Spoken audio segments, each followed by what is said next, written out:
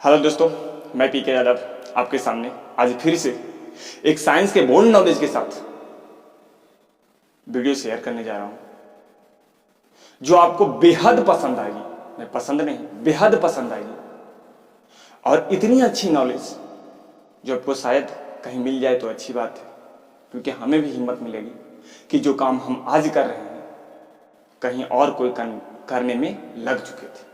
बहुत अच्छी बात है, अगर कहीं मिलता है तो अच्छी बात है, जानते होंगे आप लोग भी तो अच्छी बात है। हम आपके ज़्यादा समय को न लेते हुए हम अपने टॉपिक पे अब विस्तार से बात करने जा रहे हैं। हमारे टॉपिक क्या, हमारा टॉपिक जो आज छूटे हैं उसका नाम है साइंस। साइंस मतलब जैसे ही आप लिखते हैं कि साइंस होता क्या है तो SCIENCE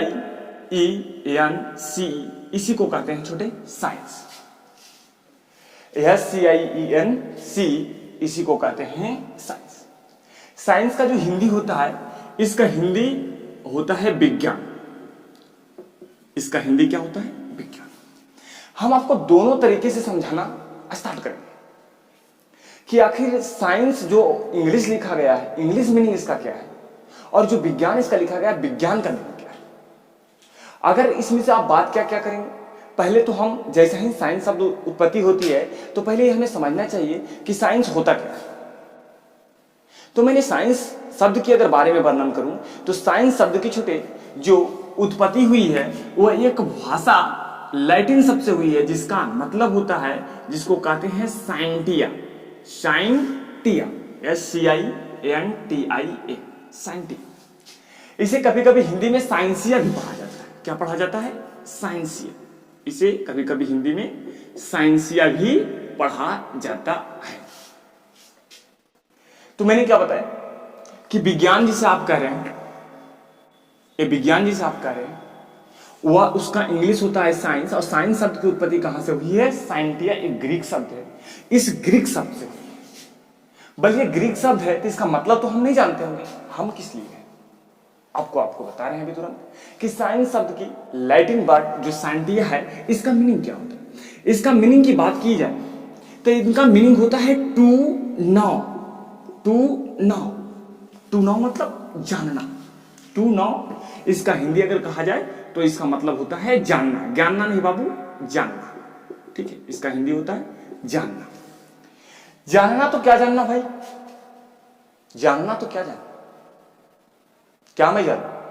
मैं जानता हूं मेरा पिताजी का नाम ये है, मैं इस गांव का निवासी हूं, मेरा नाम ये है, मैं इस क्लास में पढ़ता हूं। इतना कुछ तो जानता हूं, इससे ज्यादा जानने की क्या जरूरत है। तो आपको यहां ये नहीं बताएगा कि जानना तो क्या जानना, जो जानना है इसी शब्द से रिलेट करना स्टार्ट करेगा। बल सर, जानने की बात तो हम बहुत कुछ जानते हैं, आप क्या साइंस में बताएंगे और आप क्या जानेंगे। देखिए, इस साइंस शब्द की उत्पत्ति साइंटिया से हुई, जिसका अर्थ होता है जानना। तो भाई क्या जानना? यह जानना कि प्राकृतिक में घटने वाली आप घटनाओं और घटनाओं के बारे में जो चर्चा की जाती है उसी को तो हम लोग साइंस कहते हैं, उसी को तो हम लोग विज्ञान कहते हैं। विज्ञान भी दो शब्दों से मिलकर बना है। उनमें कौन कौन है? उनमें है बी प्लस ज्ञान।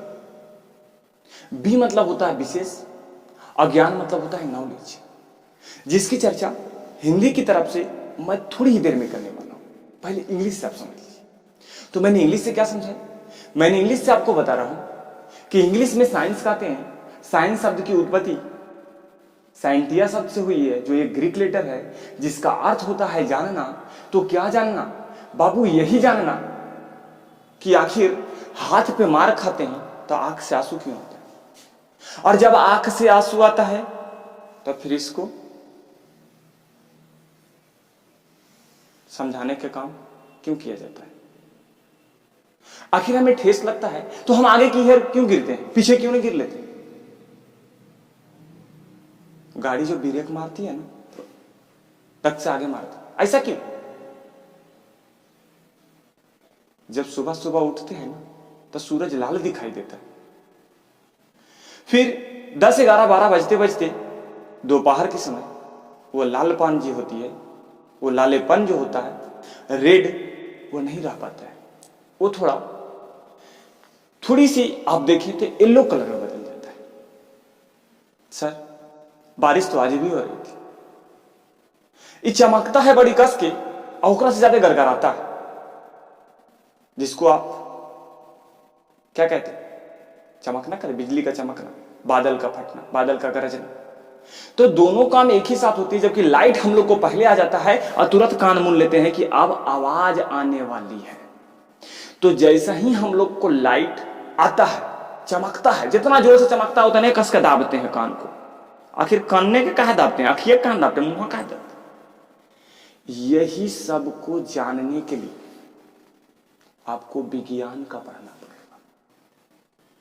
सर, हमारे शरीर में 60 से 70% तक जल पाए जाते हैं, जबकि उतना मात्रा में, उतनी अमाउंट में रक्त नहीं पाए जाते। फिर भी हाथ कटने से ये रक्त का बहाव क्यों होता है, वाटर की बहाव क्यों नहीं हो जाती, पानी क्यों नहीं गिरने लगता है? तो सारी बात की यदि जानकारी आपको लेना है तो आपको साइंस पढ़ना पड़ेगा। सर, जब हम दूध को गर्म करते हैं तो ऊपर छाली आ जाता है और उसमें थोड़ी सी दही की मात्रा, खट्टे की मात्रा को मिला देते हैं, तो सुबह होते होते पूरा हड़िया वाला दूध दही बन जाता है। और अगर जोरन देना भूल जाते हैं तो दूध फट जाता है। आखिर उस जोरन में क्यों था जो दूध से दही बन, उसे भी हम लोग जानना चाहें तो साइंस हमें पढ़ना पड़ेगा, साइंस के बारे में जानना पड़ेगा। सर, ये अभी कोट पहने हुए हैं, गर्मी में कोट कहाँ नहीं पड़ते, साइंस बताएगा कहाँ नहीं पहनते हैं। गर्मी में कोट कहाँ नहीं पहनते, साइंस बताएगा। आप जो भी, मैंने क्या बोला कि साइंस मतलब होता है विज्ञान। अब विज्ञान का परिभाषा क्या होता है कि प्राकृतिक में घटने वाली घटनाओं, अब घटनाओं के बारे में वर्णन करना ही विज्ञान कहलाता है। और प्राकृतिक में जो भी विशेष ज्ञान चाहिए आपको, वो विज्ञान आपको बताएगा। और मैंने इंग्लिश से चला कि साइंस शब्द की उत्पत्ति एक साइंटिया शब्द से हुई है, जिसका अर्थ होता है जानना। और जानना तो क्या जानना, जो भी हमारे सामने घटनाएं घट रही है उसके बारे में जानना। घटनाएं मतलब समझते हो, घटना समझते हो, घटना नहीं समझते हो। कहीं एक्सीडेंट हो जाता है, एक्सीडेंट हुआ, पता चला कि पिलर घसक गया, पता चला कि दवाल ढा गया, पिलर नहीं समझे, पिलर एक कहते हैं पिलर, बाका पिलर, पैरवा फुट तो भी घसक जाता है एक्सीडेंट। तो पैरे घसकता है पिलरवा, एकरे पर ज्यादा हाथ पे जैसे होता है ना, गिर नहीं रहे, चोट तो नहीं लग लो, चोट क्या कहते हैं, such that hurt feelings of a man is called chot. जो भी आपको लगा, चोट लगा, क्या लगा, माथा फटा, सारे आखिर माथा ही जल्दी क्यों फट गया, हाथ ही क्यों टूट गया, सभी बात को अगर आपको जानना है, आज मैं भी वीडियो बना रहा हूं। यहां लाइट की प्रेजेंस ज्यादा होती है, आंख दर्द देने लगता है, सर दर्द देने लगता है। ये लाइट से आंख को क्या प्रॉब्लम है, ये जवान में क्यों नहीं प्रॉब्लम, आंख में क्यों दर्द आ रहा है, मुंह में दर्द आता, हाथ में दर्द आता। अगर जानना है साइंस पढ़ना पड़ेगा। तो मैं उसी के अंतर्गत आपके नॉलेज को विस्तार के लिए आगे बढ़ते हैं और हम आपको बताते हैं कि साइंस होता क्या है। अब जैसे ही साइंस आया तो साइंस की जनक की बात कर ली जाए। साइंस की जनक किसे कहा जाता है, जनक कहने का मतलब द फादर ऑफ साइंस, मतलब विज्ञान का पिता किसे कहा जाता है। कुछ लोग जानते होंगे, अपना आंसर दे दीजिए। विज्ञान का पिता बाबू, विज्ञान के अगर पिता कहा जाए तो विज्ञान का पिता अरस्तु को कहा जाता है। विज्ञान की पिता अरस्तु को कहा जाता है। और कभी कभी कुछ इंग्लिश राइटर वाले इसे एरिस्टोटल भी लिखने का काम करते हैं। मैंने किस राइटर के नाम लिया, इंग्लिश राइटर एरिस्टोटल का भी लिखने का काम करते हैं, एरिस्टोटल। तो साइंस का जनक किसे कहा जाता है, अरस्तु को कहा जाता है। अरस्तु, ये आ लिख ले छोटे, अरस्तु को कहा जाता है, जिसे इंग्लिश में कभी कभी एरिस्टोटल कहते हैं। बात समझ में? साइंस शब्द की उत्पत्ति साइंटिया शब्द से हुई है। साइंटिया शब्द एक ग्रीक अक्षर है बाबू, ग्रीक लेटर है। इस पर भी हम बात करेंगे। कुछ बच्चे ये भी कहते हैं कि सर सारे बढ़िया जो भी अर्थ देने वाला होता है वो टीचर यही क्यों कहते हैं कि ये ग्रीक अक्षर है, ये लैटिन शब्द है। मेंसुरेशन, मेंसुरेशिया से बना। मेंसुरेशिया एक ग्रीक लेटर, भाई ग्रीक लेटर। केमिस्ट्री, कीमिया से बना, कीमिया एक ग्रीक लेटर, ये ग्रीक लेटर का है। फिजिक्स, फ्यूसिस से बना, फ्यूसिस एक Greek letter. Biology, bio plus लोगोस से बना। तो टोटल ये ग्रीक ग्रीक ग्रीक, आखिर ग्रीक क्या है? ग्रीक के कहा सब रहता, अमेरिकन को रहता, कोई ब्रिटिश रहता, कोई जर्मन रहता, कोई इंडियन रहता, अब अच्छा बात था।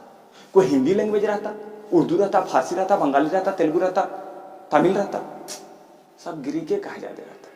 इस पर भी हम आगे बात करने जा रहे हैं। अब जैसे समझे, ये बात का जवाब कब मिलेगा? हो सकता है कुछ क्वेश्चन का जवाब हम आपको नहीं दे पाते, हमें अपने रास्तों से भटकना आदत है, और आपको रास्ते पे लाना आपकी शिद्दत होनी चाहिए।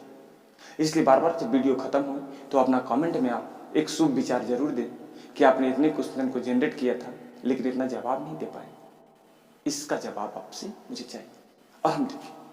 तो जैसा ही यहाँ टू नो मतलब जानना, तो क्या मैं बताया कि प्राकृतिक में घटने वाली अब घटनाओं और घटनाओं के बारे में जानने की जो प्रोसेस होती है, वो जानने की तेरी इच्छा जो होती है। बच्चा होता तो एक को दांत नहीं होता है, बड़ा होते होते तुम्हारे पास कितने दांत हैं? कहेगा 32। बाबला 32 में है, गिर के देख लेना। 28 रहेगा, आज ज्यादा तू बूढ़ा रहेगा तो जोड़ा अगर 2-4 वो बैल मर गया होगा तो 30 होगा। 32 दांत तेरे पास अभी नहीं होगा। अब अगर 32 दांत है तो आपके लिए प्रणाम, आप मेरे वीडियो के काबिल नहीं है, आप हमसे भी सीनियर हैं। अरे तो जो सीखने के लिए मिलता है तो सीख लो, कोई दिक्कत नहीं। लेकिन हमारा लैंग्वेज, टोन, आवाज, बिहेवियर एक छोटे प्रोसेस से ली जाती है। हम किसी बड़े को पढ़ाने की कोशिश नहीं करते, और जिनको अच्छा लगता होगा पढ़ सकते हैं। तो जैसे ही टू नो जानना, तो मैंने बता दिया कि प्राकृतिक में जो भी, प्राकृतिक इन्वायरमेंट बाबू, इन्वायरमेंट, प्राकृतिक में जो भी घटने वाली घटनाओं और घटनाओं के बारे में जानना ही विज्ञान कहलाता है। अगर इस विज्ञान की बात की जाए तो जैसे ही जो विज्ञान, अच्छा इसकी ब्रांचेज, विज्ञान की कितनी शाखाएं होती हैं? तो विज्ञान के प्रमुख 3 शाखाएं होती हैं। थोड़ा सा विज्ञान को मैं लिख करके इसको हम समझा दूं कि विज्ञान होता क्या है। देखो बाबू, विज्ञान 2 शब्दों से मिलकर बना है, जिसमें एक होता है बी और दूसरा बाबू जो है इसका मतलब है ज्ञान। और बी मतलब होता है विशेष। बी मतलब क्या होता है? विशेष। विशेष, विशेष आप ऐसे भी लिख सकते हैं, और हो जाता है विशेष, ये होगा विशेष, विशेष। और ज्ञान मतलब नॉलेज।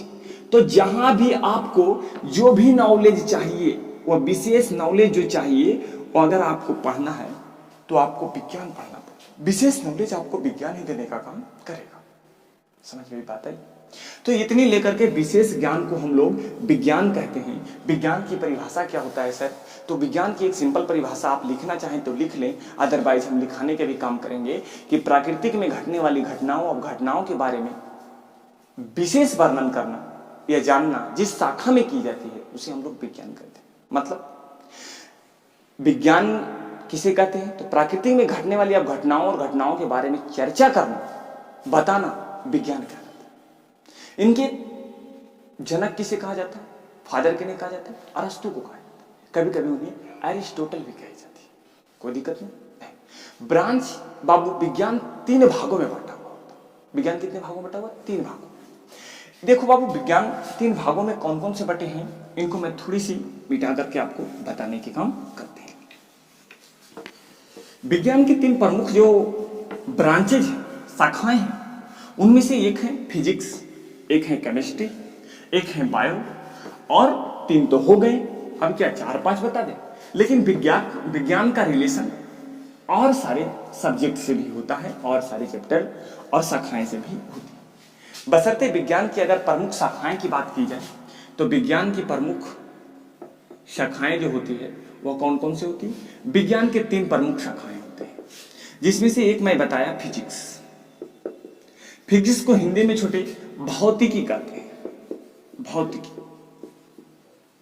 फिजिक्स।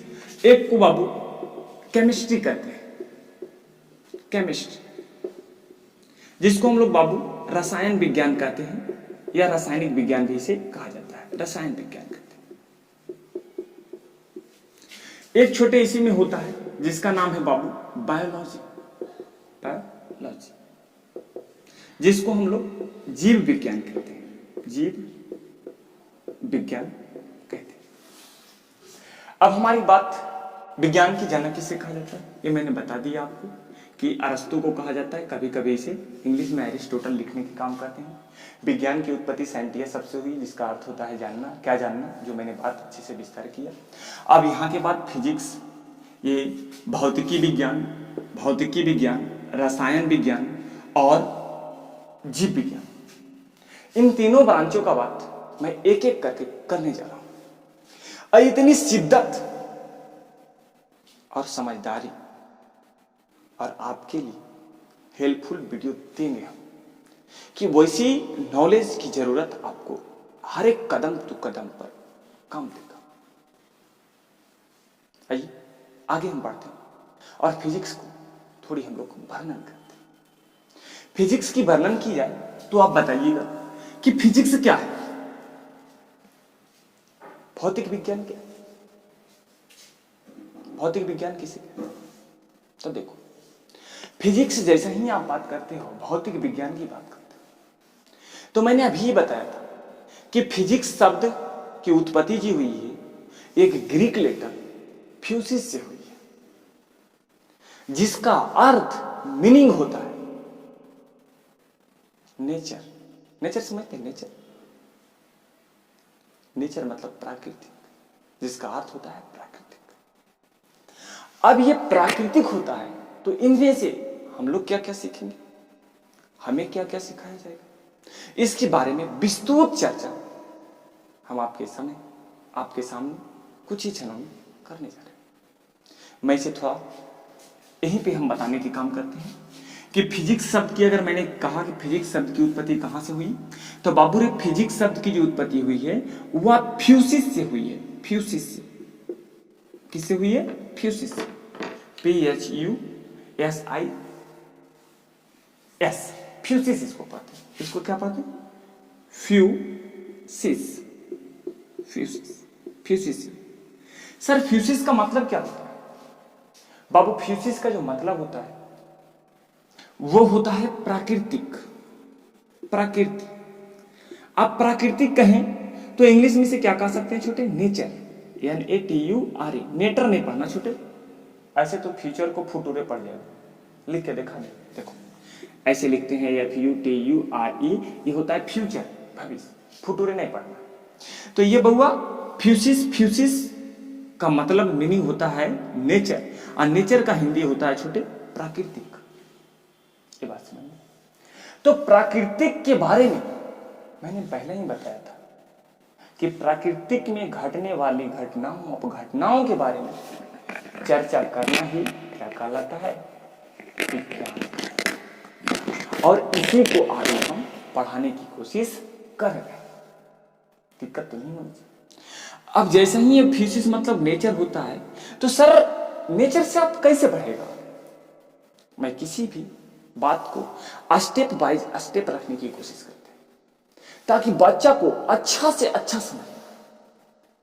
नेचर अगर बात की जाए तो प्राकृतिक बाबू दो चीजों से मिलकर बना है। आप कहेंगे इतना बड़ा प्राकृतिक दो चीज से मिलकर बना, हाँ छोटे, दो चीज से मिलकर बना। उसमें से पहली बात की जाए तो पहला जो होता है कि नेचर ये दो चीज से मिलकर के बना है, उनमें से एक होता है द्रव्य, मैं द्रव नहीं कह रहा हूं, लिक्विड नहीं कह रहा हूं छोटे, द्रव्य, इसको कहते हैं मास। इसको क्या कहते हैं, मास, या तो इसी को कभी कभी कुछ राइटर के द्वारा मैटर लिख दिया जाता है, MATTER। और एक जो है छोटे वो है उष्मा, जिसको हीट कहते हैं, उष्मा। ये क्या है, एक उष्मा, जिसे एनर्जी भी कहने के काम करते हैं, उष्मा, एनर्जी। उष्मा को क्या कहते हैं, एनर्जी। ये दो शब्दों से मिलकर मैंने क्या बताया कि विज्ञान को मुख्यतः तीन भागों में बांटा गया है, जिसे हम लोग भौतिकी विज्ञान, रसायन विज्ञान और जीव विज्ञान के नाम दिए। उनमें से हम पहला वर्णन जो करने जा रहे हैं वह जीव विज्ञान को करने जा रहे हैं, छोटे भौतिक विज्ञान को करने जा रहे हैं। अब भौतिक विज्ञान फिजिक्स। और फिजिक्स शब्द की उत्पत्ति एक वर्ड से हुई है जिसका नाम है फ्यूसिस, जिसका नाम है फ्यूसिस। फ्यूसिस के मतलब होता है नेचर, जिसे हिंदी में कहते हैं प्राकृतिक। ये एक छोटे ग्रीक वर्ड है, यह एक कौन सा वर्ड है? ग्रीक वर्ड है, ग्रीक शब्द है जिसका मीनिंग होता है नेचर। आप अच्छे से समझ गए। अब हम लोग इस नेचर में कितने बात है? इस नेचर में दो ही चीजों से ये पृथ्वी बनी हुई है, ये प्राकृतिक बनी हुई है, जिसमें से एक है द्रव पदार्थ और दूसरा है जिसको मास कहें इंग्लिश में, मास, और दूसरा है ऊष्मा। अब फिजिक्स को दो भागों में बांटा जाता है, क्योंकि दो बात में आ गया, एक आ गया छोटे द्रव और एक क्या आ गया बहुआ? ऊष्मा। एक आ गया है द्रव और एक तो आ गया है ऊष्मा। ठीक, तो इन दोनों को समझाने के लिए दो वर्गों में जो बांटा गया है उन्हीं को हम लोग वर्णन अब करने जा रहे हैं कि ये दोनों कौन कौन से हैं और इनको कैसे समझाया जा सके। ठीक है, इसी के लेकर के हम आगे इस प्रोसेस को पढ़ाने का काम करते। देखिए, जैसे ही अगर बात आती है, ये छोटे माइक्रोफोन है बेचारा, रहने दे भाई। ठीक है, अब जैसे ही इसकी बात आती है कि मैटर, द्रव और ऊष्मा, इसलिए फिजिक्स को कितने ब्रांच में बांटा गया? दो भागों में बांटा गया। फिजिक्स कितने भागों में बांटा गया? दो भागों में बांटा गया। पहला को छोटे हम लोग एनिशिएट फिजिक्स, चिरसम्मत भौतिकी कहते हैं। मैं इसे थोड़ा सा मिटाता हूं और हमें पूरा बोर्ड की जरूरत पड़ेगी, इसलिए मैं पूरा बोर्ड में लिखने की प्रयास करता हूं।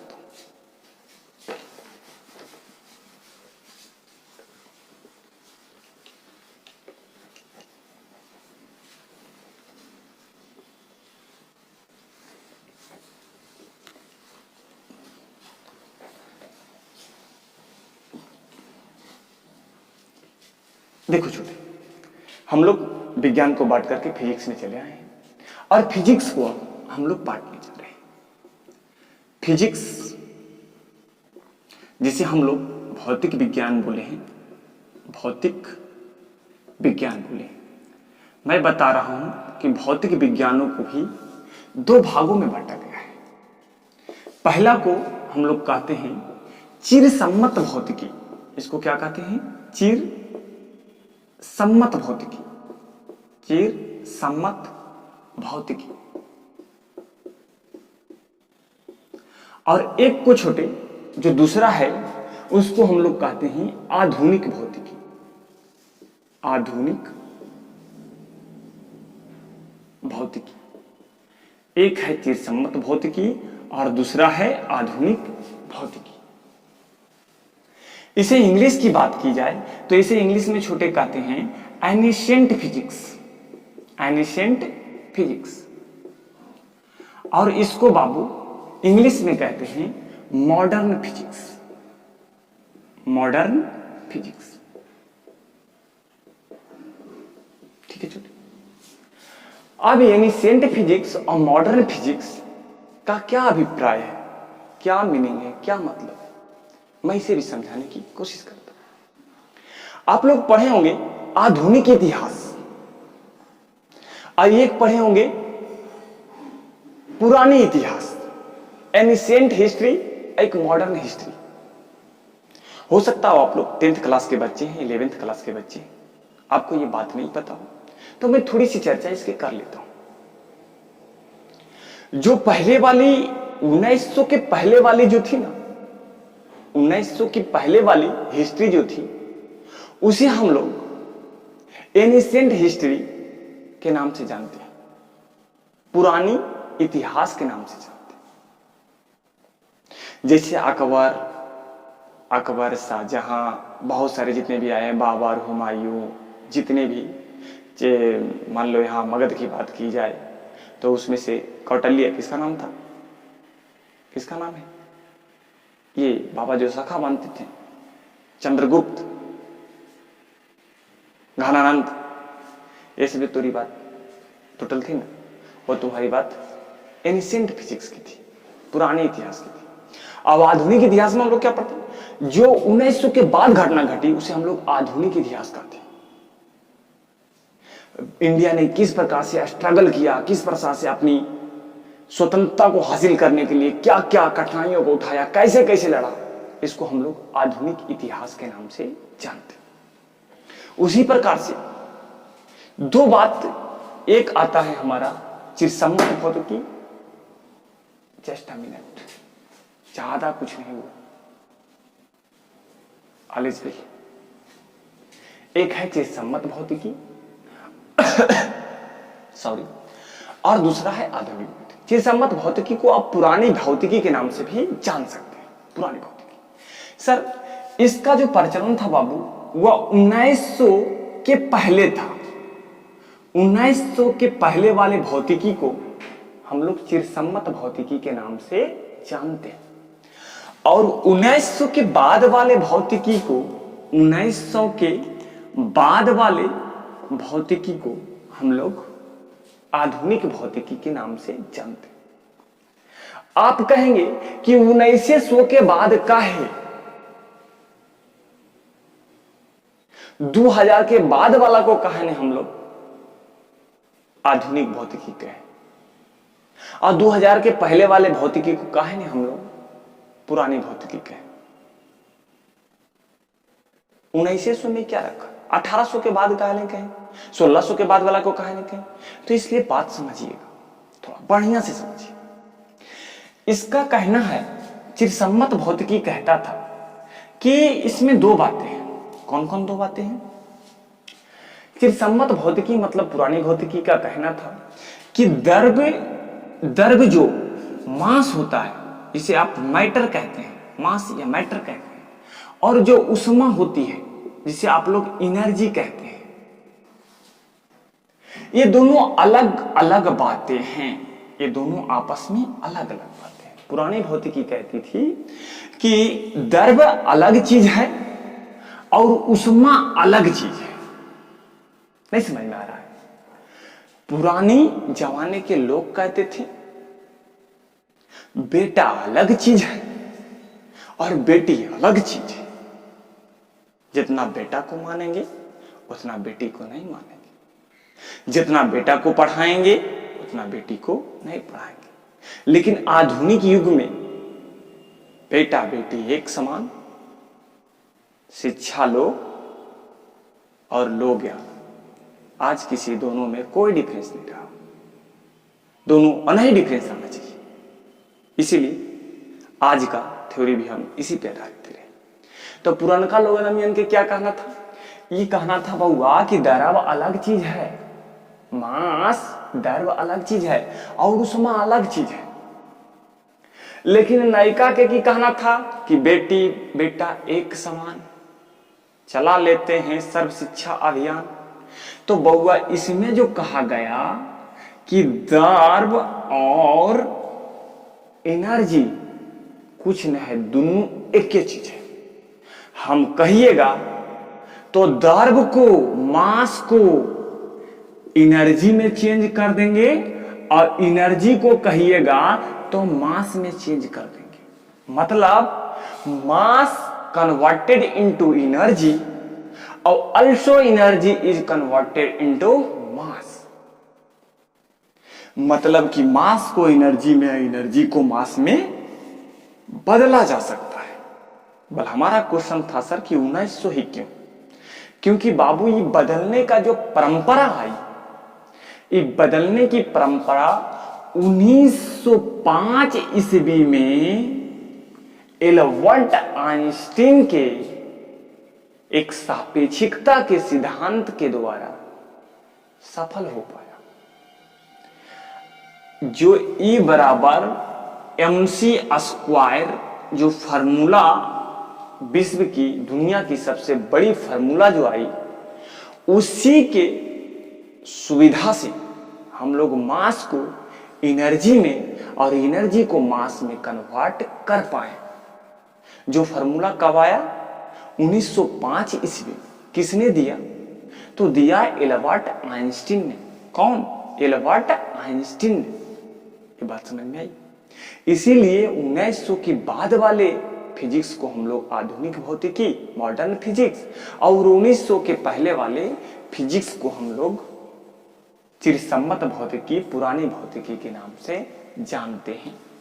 पुराना का क्या सपना है कि बउआ ये दोनों आपस में कभी भी बदला नहीं जा सकता, ये अलग चीज है, ये अलग चीज है। लेकिन 1905 ईस्वी में आकर के एल्बर्ट आइंस्टीन ने यह बता दिया कि दोनों एक ही चीज है। एनर्जी को मास में कन्वर्ट कर सकते हैं और मास को एनर्जी में कन्वर्ट कर सकते हैं। बल कैसे कन्वर्ट होगा? कन्वर्ट करने के लिए न्यूमेरिकल के फॉर्मेशन में आपको बताया जाएगा। और नहीं तो ऐसे भी छोटी सी एग्जांपल देकर के हम आपको समझा सकते हैं। जैसे आप जैसे ही बहुत बड़ा वाला एक जलता हुआ आग का कोयला वाला देखें आप, वो बड़का वाला ले लीजिए, भारी वाला गोईठा ले लीजिए ना, 10 गो गोईठा ले लो और जला दो, तो 10 गो गोईठा के वजन ज्यादा होगा और तू जला दिया, तो वो जलाएगा तो एनर्जी के फॉर्म में वो कन्वर्ट होते चले जाएगा। जितना वो जलेगा उतना उष्मा देगा, अगियत आबे आग तापे आग, तो धीरे धीरे की ओकर बानी भी जो रहेगा राख डस्ट पार्टिकल, क्या वो भी उतना ही वजन का होगा? नहीं, उसका वजन अब घट जाएगा। लड़कियों के लिए देखे होंगे कोयठा जलाते जाते हैं, खाना बनाते में तो एक आध 200 गोईठा जलाइए देती है। अब 200 गोईठा के अलग तौल दो और बानी जो एगो चूल्हा भी नहीं भरा है ओकरा अलग तौल दो, कि दोनों बराबर हो पाएगा? नहीं हो पाएगा। तो इस सापेक्षिकता के सिद्धांत E बराबर mc², E कहने का मतलब एनर्जी होता है, m कहने का मतलब मास होता है, और c कहने का मतलब प्रकाश की चाल होती है, जिस पर हम आगे वर्णन करेंगे। तो इसी के अंतर्गत इन्होंने बताया और मॉडर्न फिजिक्स का जन्म हुआ। अब आप कह सकते हैं कि सर मॉडर्न फिजिक्स और चिरसम्मत भौतिकी और एनिसेंट भौतिकी का पिता भी तो अलग अलग होगा ना? हाँ भाई, भौतिकी का पिता यदि कहा जाए तो हम इंडियन होने के वास्ते नागा अर्जुन को कहते हैं। नागा अर्जुन ने ही सबसे पहले बताया था कि कोई भी सामान को यदि ऊंचाई से फेंका जाए तो वो पृथ्वी तल की ओर गिरती है, बशर्ते इस बात को उन्होंने कहीं लिख करके नहीं रखा। और दुनिया लिखा हुआ बात को मानता है, ना कि आपकी कही गई बात को। कुछ भी आप कहते हैं तो कहता है लिख करके दे दीजिए हमको, लिख करके दे दीजिए, क्योंकि लिख करके देने से एविडेंस मजबूत हो जाता है, लिखा हुआ का वैल्यू ज्यादा होता है।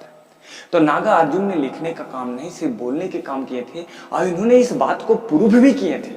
इन्होंने पहाड़ पे जाकर के एक पत्थर को फेंक करके बताया कि देखो हम फेंकते हैं ऊपर लेकिन जाएगा नीचे, और इसके बारे में विस्तृत ज्ञान भी देने का काम किए थे, बशर्ते लिखे नहीं थे। इसलिए हम लोग नागा अर्जुन को उतनी अच्छे से याद नहीं रख पाते हैं, और लोग फिजिक्स की जनक एल्बर्ट आइंस्टीन को ही मान लेते हैं।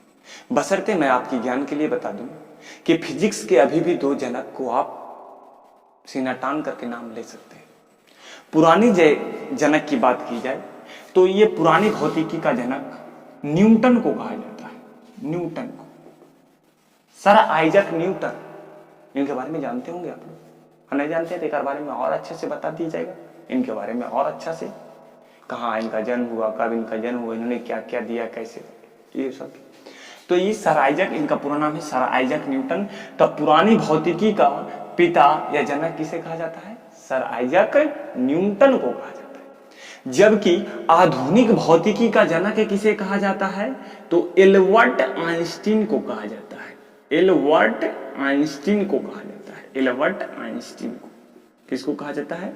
एल्बर्ट आइंस्टीन को कहा जाता है। क्यों कहा जाता है? क्योंकि 1905 ईस्वी में आकर के उन्होंने सापेक्षिकता का सिद्धांत दिया, और इस सिद्धांत से ही मास को हम लोग कन्वर्ट कर पाए, चेंज कर पाए एनर्जी में, और एनर्जी को हम लोग कन्वर्ट कर पाए मास में।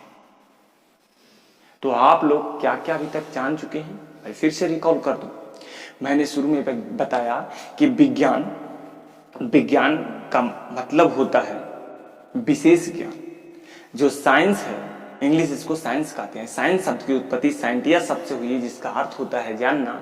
क्या जानना, इसकी चर्चा मैं अच्छे से कर दिया हूं।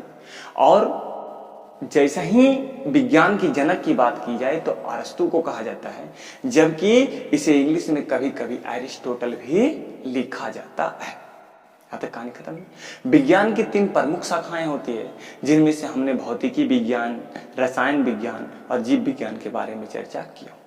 उनमें से एक पार्ट को उठा करके हम वर्णन कर रहे हैं, जिसका नाम है फिजिक्स, यानी भौतिकी विज्ञान। भौतिकी विज्ञान का जनक किसे कहा जाता है, तो इसके आप कहेंगे कि भौतिकी विज्ञान की जनक की बात की जाए तो नागार्जुन को कहा जाता है। एक भारतीय होने के नागरिक मैं यही कहूंगा, बशर्ते अगर आप भौतिकी विज्ञान के पुराने जनक की बात करेंगे तो न्यूटन को कहा जाता है, जिसका पूरा नाम सर आइजक न्यूटन है।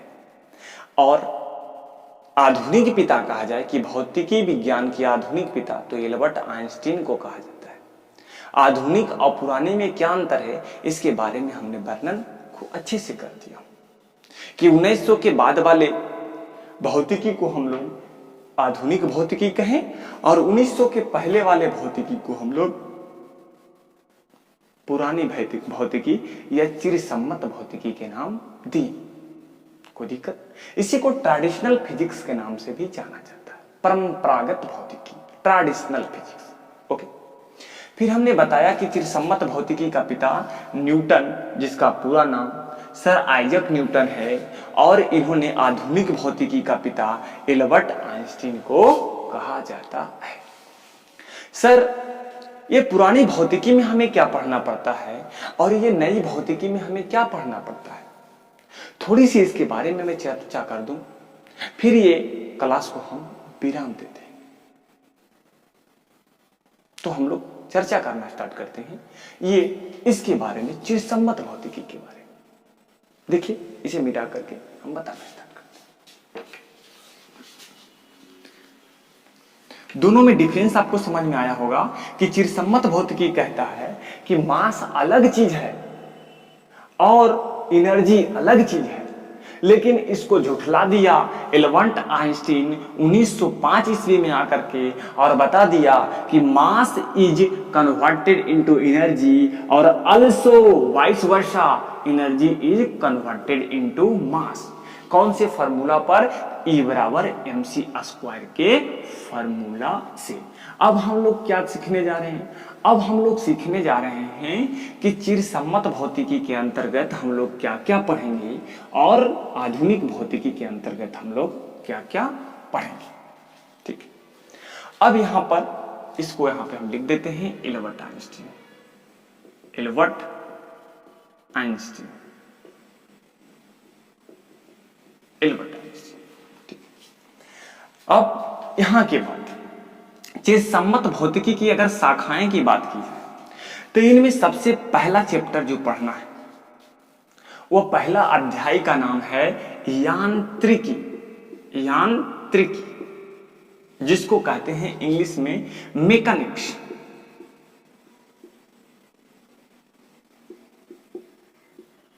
यांत्रिकी जिसको कहते हैं मैकेनिक्स। सर, यांत्रिकी में क्या पढ़ा जाता है? यांत्रिकी में हमको क्या पढ़ना है?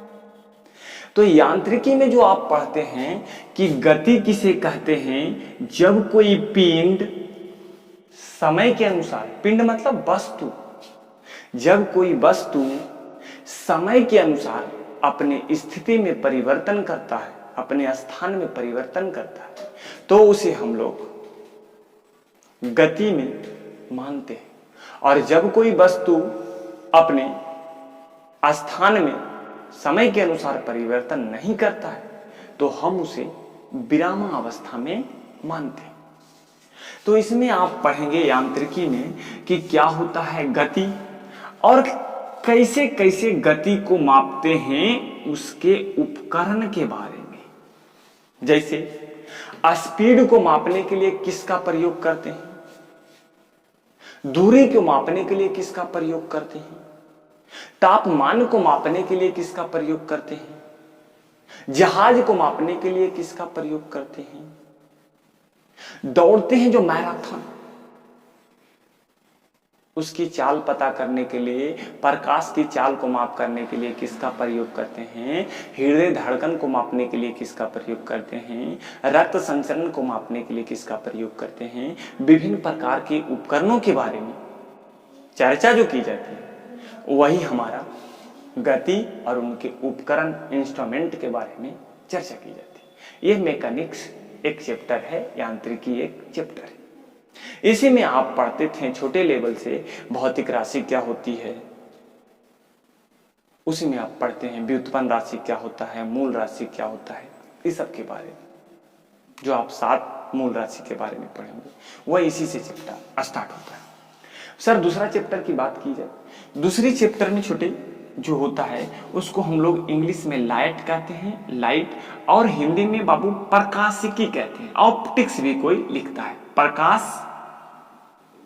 लाइट को हिंदी में प्रकाश कहते हैं, इसी को प्रकाशिकी भी लिखा जाता है। कभी कभी लोग प्रकाशिकी भी लिखने के काम करते हैं। प्रकाशिकी, लाइट या प्रकाशिकी।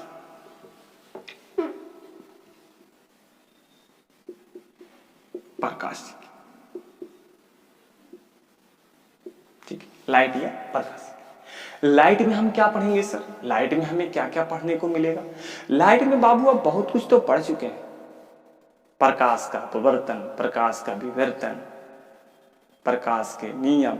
इसी में आप अगर और दूर जाइएगा तो इसी चैप्टर में आपको पढ़ना पड़ेगा वेव, तरंग किसे कहते हैं, तरंगाग्र किसे कहते हैं, गोलीय तरंगाग्र क्या होता है, तरंगदैर्घ्य क्या होता है, ये सब टोटल आप इसी में पढ़ेंगे।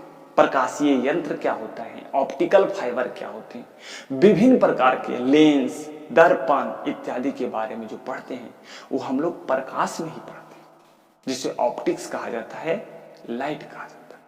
बात समझ में? सर और अगली चैप्टर की अगर बात की जाए तो अगले चैप्टर की अगर बात की जाए छोटे, तो लाइट के बाद एक और चैप्टर आता है जिसको हम लोग कहते हैं इलेक्ट्रोस्टैटिक्स। इलेक्ट्रोस्टैटिक्स, इलेक्ट्रोस्टैटिक्स, इसको छोटे हिंदी में कहा जाता है विद्युत स्थिर वैद्युतिकी। स्थिर वैद्युतिकी या स्थिर विद्युतिकी दोनों नाम इसको दिया जाता है। स्थिर वैद्युतिकी, इसे इंग्लिश में छोटे इलेक्ट्रोस्टैटिक्स कहा जाता है। आप कहेंगे इसमें हम लोग क्या पढ़ें? बाबू इसमें भी कुछ कुछ तुम लोग पढ़ चुके हो और उसी को अब आगे एडवांस में पढ़ाया जाएगा। बल उसका नाम बताइए ताकि हम लोग को समझ में आ जाए कि हाँ हम लोग ये सब पढ़ चुके हैं।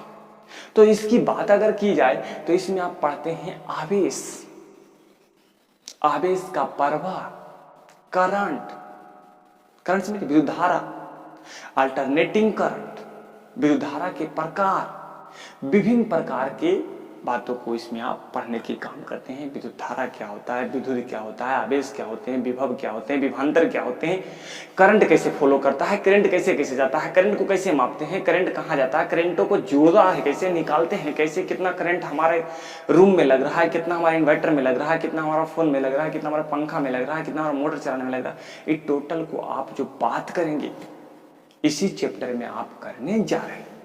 इसमें एक और पढ़ेंगे कैपेसिटर, और बहुत सारे टॉपिक है। जब जैसे ही आपका इलेक्ट्रोस्टैटिक स्टार्ट होगा तो इलेक्ट्रोस्टैटिक्स में आपको बताया जाएगा कि रेखीय आवेश क्या होता है, आवेश घनत्व क्या होता है, पृष्ठीय आवेश क्या होता है, पृष्ठीय आवेश घनत्व का विस्तार कैसे होता है, कैसे कैसे आवेश किसी पर काम करते हैं, पॉजिटिव आवेश क्या होता है, निगेटिव आवेश क्या होता है, शून्य आवेश क्या होता है, बहुत सारे बात छोटे, बहुत सारे। चैप्टर स्टार्ट होगा तब ना भाई, एक ही दिन में फिजिक्स खत्म हो जाएगा। 12th के फिजिक्स से, 11th के फिजिक्स से, ISC के जिसको आप कहते हैं, एक ही दिन में खत्म हो जाएगा। ये तो मैं बेसिक देने का काम कर रहा हूँ। ओके, अब आगे हम लोग पढ़ते हैं। क्या सर इसमें और कोई चैप्टर को पढ़ा जा सकता है? क्या इसमें और कोई चैप्टर ऐसा है? हाँ, इसी चैप्टर से रिलेट करके पढ़ा जाता है जिसका एक नाम होता है चुंबकत्व। क्या होता है? चुंबकत्व। चुंबक, चुंबक में छोटे इसको आप क्या कहेंगे? मैग्नेटिज्म। मैग्नेटिज्म कहा जाएगा। मैग्नेटिज्म, चुंबक जिसे कहते हैं। इसमें हमको क्या पढ़ना है? इसमें बाबू आपको पढ़ना है कि चुंबक का साउथ पोल क्या होता है, नॉर्थ पोल क्या होता है, चुंबक का अपना जो प्रॉपर्टीज है, गुण है, वो क्या होता है, चुंबक का साउथ पोल कैसे काम करता है, नॉर्थ पोल कैसे करता है, चुंबक के जो एक की तरफ से सटाते तो नहीं सटता, उलट देते तो खींच लेता है, ये सब काहे होता है? चुंबक, स्पीकर देखते हो आप, स्पीकर चुंबक लगता है, गाना बजे लगता है, गनमा के गाता है सर चुंबकवा से, ओकरे में छोटे पढ़ाया जाता है, इतनी गहराई से पढ़ाएगा तब तो आप इतनी मेन चैप्टर के बारे में वर्णन करेंगे। 12th में आपका चैप्टर छोटे, जैसे ही आईएससी में आप पढ़ने जाएंगे तो आपका चैप्टर को स्टार्ट करेंगे। आप यहाँ से देखिए, पहले तो एजी से स्टार्ट करेंगे, गति से। गति में आपको पढ़ाया जाएगा गति किस प्रकार से, चाल क्या होता है, वेग विस्थापन, ये सब तो आप जानबे करते हैं, उसी को दोहराना है। फिर आपको लाइट पढ़ाया जाएगा 12th में। अब जो जो चैप्टर जहाँ की है वहाँ की बात आपको किया जाएगा। एक चैप्टर आओ घट रहा छोटे, जेकर नाम है वो थर्मोडायनामिक्स। थर्मोडायनामिक्स कहने का मतलब उष्मा गतिकी, ऐसा दिख रहा है या नीचे आप लोग को दिखता होगा छोटे से, और इसको कहते हैं उष्मा गतिकी। उष्मा गतिकी नहीं दिख रहा है, इसी में हम एक चैप्टर और जोड़ देते हैं जिसका नाम होता है उष्मा गतिकी। उष्मा गतिकी मतलब उष्मा का प्रभाव क्या होता है, जिसे इंग्लिश में बाबू थर्मोडायनामिक्स कहते हैं। थर्मोडायनामिक्स, इसमें उष्मा का प्रभाव कहाँ होता है, उष्मा किस प्रकार से प्रभावित होते हैं, कहाँ कहाँ उष्मा निम्न दाब से उच्च दाब, निम्न क्षेत्र से उच्च क्षेत्र में कैसे प्रवेश करते हैं, उस क्षेत्र से निम्न क्षेत्र में कैसे उष्मा थर्मोडायनामिक्स, इसका एक चैप्टर पुरानी भौतिकी का है। अब मैंने इतना ही चैप्टर तुम पढ़ेगा छोटे, तुम्हारा 12th बाबू खत्म हो जाएगा, बशर्ते इसका एक एक टॉपिक इंपॉर्टेंट होता है। लाइट कम से कम आपका 2 से 2.5 महीना चलेगा, इलेक्ट्रोस्टैटिक्स कम से कम 1 से 1.5 महीना चलेगा, पढ़ावे रहेगा तब। और अगर मैकेनिज्म की बात की जाए, इलेक्ट्रोस्टैटिक्स तो ऐसे 3-3, 4-4 महीना चलता है अगर बढ़िया से पढ़ाया जाए तो। मैं उस पर बात नहीं करूंगा किस प्रकार से पढ़ाया जाता है, नहीं पढ़ाया जाता है, मुझे जो आ रहा है, जो मैंने पढ़ाने का काम किया। अब यहां से अब इतनी बात जो पढ़ा जाता है ये पुराने फिजिक्स में पढ़ा जाता है। सर हम लोग आधुनिक भौतिकी में क्या पढ़ते हैं? आधुनिक भौतिकी सबसे ज्यादा इंपॉर्टेंट है, सबसे ज्यादा आईएससी के लिए इंपॉर्टेंट है। एक जो पहला चैप्टर का नाम है, इसका पहला चैप्टर का नाम है बउआ, जिसका नाम है न्यूक्लियर फिजिक्स। क्या नाम है? Nuclear physics. न्यूक्लियर फिजिक्स, इसको हिंदी में छोटे कहते हैं नाभिकीय भौतिकी। नाभिकीय भौतिकी, न्यूक्लियर फिजिक्स, इसको हिंदी में हम लोग क्या कहते हैं? नाभिकीय भौतिकी। सर इसको हम लोग पढ़े हैं क्या? नाभिकीय भौतिकी कभी पढ़े थे? हाँ पढ़े, उसी में पढ़े हैं परमाणु द्रव्यमान क्या होता है, परमाणु भार क्या होता है, परमाणु बम कैसे बनता है, हाइड्रोजन बम कैसे बनता है। ये बहुत ज्यादा आजकल के आधुनिक जीवन में, इस आधुनिक भौतिकी ने हम लोग को लाइफ को बदलने का काम किया। इनके अंतर्गत बहुत सारे बात करने में हम छोटे पड़ जाएंगे। ये विभिन्न प्रकार के शास्त्र देने का प्रयोग किया है। एटम बम कैसे बनता है, परमाणु बम कैसे बनता है, कैसे मिसाइल बनते हैं, कैसे रॉकेट चलते हैं, कैसे अंतरिक्ष पे जाते हैं, कैसे सैटेलाइट लगते हैं। टोटल जो देन है वह इसी चैप्टर का देन है, आधुनिक भौतिकी का देन है, और उसी से हम लोग अच्छा से समझते हैं। बोलेंगे तो 1900 पहले क्या हम लोग सैटेलाइट लॉन्च नहीं करते थे? हम लोग के पास बम नहीं था बउआ, वो केमिस्ट्री से हम लोग पढ़ते थे। अब हम लोग फिजिक्स से रिलेट करके पढ़ने लगे। केमिस्ट्री में भी वो आधुनिक बम और आपको बनाने के लिए एटम बम, हाइड्रोजन बम बनाने के लिए सिखाया जाएगा। इसका पहला चैप्टर का नाम है नाभिकीय भौतिकी, बहुत इंपॉर्टेंट है न्यूक्लियर फिजिक्स, बहुत अच्छा मार्क्स आपको 12th मार्क्स में देने का काम करता है। इसका दूसरी चैप्टर का नाम जो ली जाए, दूसरा चैप्टर का जो नाम है छोटे, वो दूसरा चैप्टर का नाम है, इसको कहते हैं ट्रीटमेंट, चिकित्सा। चिकित्सा इसका नाम है। और चिकित्सा क्या होता है सर? छोटे, इस आधुनिक भौतिकी के अगर इसी चैप्टर की बात की जाए तो इसी का एक अनुभाग है चिकित्सा। चिकित्सा मतलब होता है चिकित्सा, जिसको कहते हैं ट्रीटमेंट। चिकित्सा, डॉक्टर वाला डॉक्टर। आपको ये पता होगा, ये इतना इंपॉर्टेंट है कि इसके बारे में जितना भी हम चर्चा कर पाए वो कम पड़ जाएगा। आप कहेंगे ये बात आप कैसे बोल रहे हैं, कैसे कम पड़ जाएगा? देखिए कैसे। आपको पता होगा कि आयोडीन की कमी से, एक सेकंड के लिए मैं थोड़ा वाटर ड्रिंक कर लेता हूं।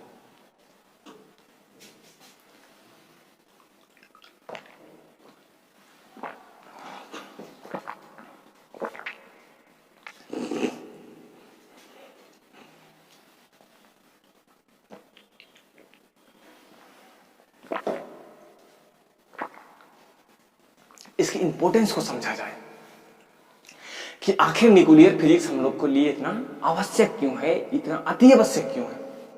तो मैं आपको समझा दूं। न्यूक्लियर फिजिक्स एक ऐसे ब्रांच है जो हमारे जीवन को आगे बढ़ाने का काम किया।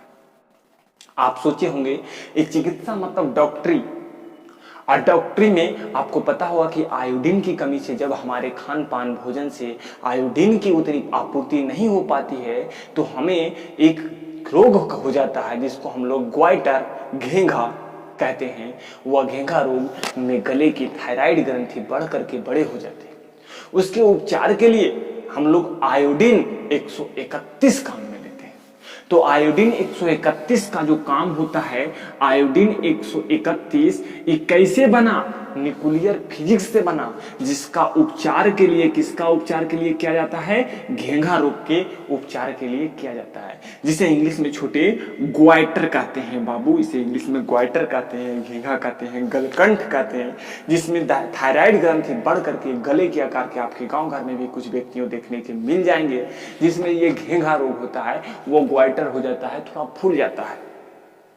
वो आयोडीन की कमी से होती है। जब हमारे भोजन में उतनी अच्छी से आयोडीन नहीं मिल पाता है तो हम उस रोग से बचने के लिए एक ट्रीटमेंट दवा का यूज करते हैं, जिसको हम लोग आयोडीन 131 के फॉर्मेशन में हम लोग यूज करने का काम करते हैं।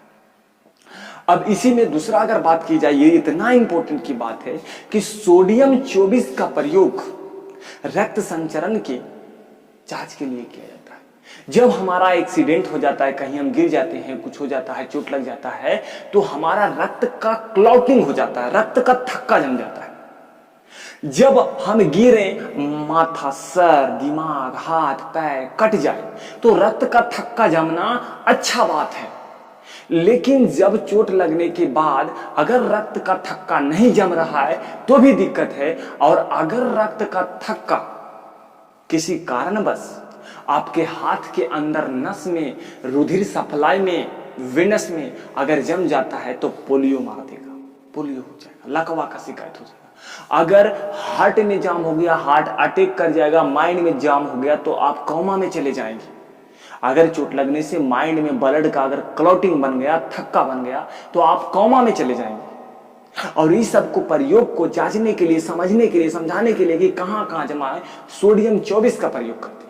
तो आप लोग यहां लिख सकते हैं कि सोडियम 24 का प्रयोग हम लोग रक्त के संचरण को चेक करने के लिए, क्लॉटिंग को चेक करने के लिए, ब्लड क्लॉटिंग को चेक करने के लिए प्रयोग में लाते हैं, चेक करते हैं, रक्त के थक्का को चेक करते हैं। अब आपको विभिन्न प्रकार के उदाहरण मैं दे सकता हूं। आप कार्बन 14 का प्रयोग कार्बन डेटिंग में करते हैं। कार्बन डेटिंग क्या होता है? जब किसी वस्तु का जीवाश्म का थोड़ा सा अंश मिल जाता है तो हम बता देते हैं कि 2 साल पहले मरा था, इतना दिन तक सांस चला था, वो कार्बन डेटिंग कहलाता है। उस वस्तुओं के बारे में वर्णन की जाती है। कार्बन 14 का प्रयोग करके हम लोग कार्बन डेटिंग में यूज करते हैं। अगर और आप चाहेंगे तो कोबाल्ट 60 का प्रयोग कैंसर रोग के उपचार में किया जाता है। ये न्यूक्लियर फिजिक्स का देन है। कोबाल्ट 60 का प्रयोग, मैंने बहुत बड़ी बात बोल दी, कैंसर रोग के उपचार में किया जाता है। और कैंसर, आपको पता होगा कि आज तक कैंसर का संपूर्ण इलाज छूटे संभव नहीं है।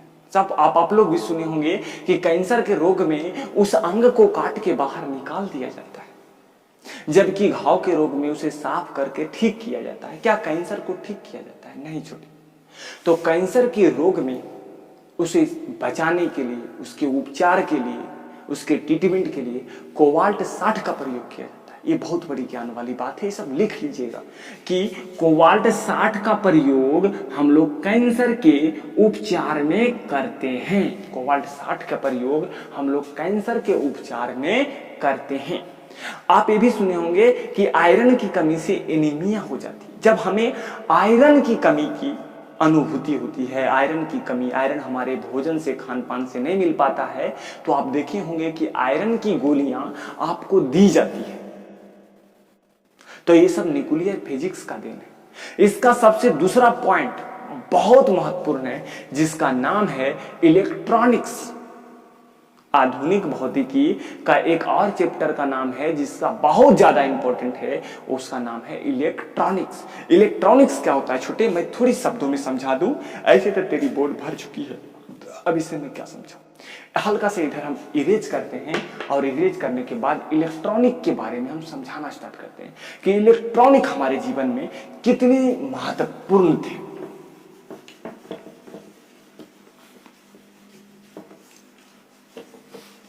इलेक्ट्रॉनिक्स कहने का मतलब there are two types of bulb. तो हमारे पास कुछ बल्ब जल रहे हैं वह इलेक्ट्रॉनिक बल्ब है, इलेक्ट्रिक बल्ब नहीं है।